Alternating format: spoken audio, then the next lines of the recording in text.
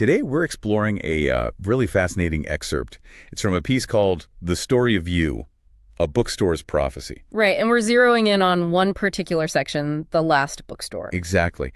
And our mission, really, is to unpack the key elements of this story. And maybe more importantly, get at the central idea it presents. It's kind of chilling about this strange bookstore and a book that seems to hold your destiny.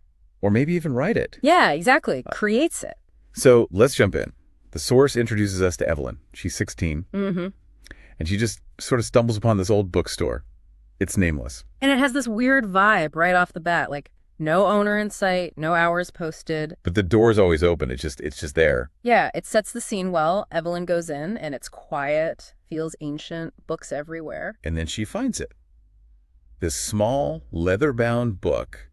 Nothing fancy. But the title, The Story of You. Right, and this is where it starts getting, really unsettling. She opens it up, maybe expects a diary, or, I don't know, blank pages. But no, the first page describes the exact moment she walked into the store. Okay, weird coincidence, maybe. But she keeps reading. And it's not just her past. It lays out her future. Uh-huh. Very specific things. Things that absolutely haven't happened yet. Like this argument she's apparently going to have with her brother. Secret letter she'll get from a stranger. And, the big one, a fire. A fire that the book says will burn down her home. Just laid out there. Page after page. So naturally, she's freaked out. She tries to leave. Get out of there. But she can't. The door that was open. Suddenly locked. Yeah. Yeah. Trapped inside. Trapped with this book that's spelling out her future, including, total disaster. And then, just to dial up the strangeness, a note falls down. Out of nowhere, it seems. Like a message from the bookstore itself. Or the book, maybe. Could be. And it gives her this instruction. It's almost a riddle. It says, finish reading to be free. Okay. Freedom. But beware, every word you read becomes true. Oof. There's the catch. That's the absolute core of it, isn't it? The dilemma. Yeah, it's a terrible choice. Yeah. She can close the book, right? Stay ignorant about the rest. But maybe be trapped in that store forever. Who knows? Or she keeps reading, turns the page. Knowing, because the note told her, that reading it makes it happen. She'd be actively causing the fire by reading about it. And the source, it's so blunt about what happens next.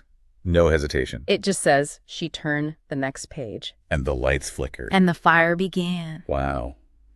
Just like that. End scene. Leaves you hanging right there, doesn't it? The disaster starts the moment she chooses to read on. It really does. So if we kind of pull back for a second, Mm-hmm. What's the main thing this story's getting at? Well, it's not just the old fate versus free will thing. Lots of stories do that. Right. What's unique here, I think, is the mechanism, this idea that the act of knowing your future by reading it here. The very thing that makes it real. Like discovery is destiny's trigger. Exactly. It's a really chilling twist. Your engagement with the prophecy is what activates it. And the story just cuts off there, unresolved. The fire starts because she turned the page to find freedom. Yeah. So that leaves a pretty big question for you, the listener, to think about. Mm-hmm. If you found that book, the one detailing your whole life, good, bad, everything. Would you even want to know? And knowing what Evelyn knew, that reading makes it true. Could you stop yourself from turning the page, especially if that was your only way out? What choice would you make?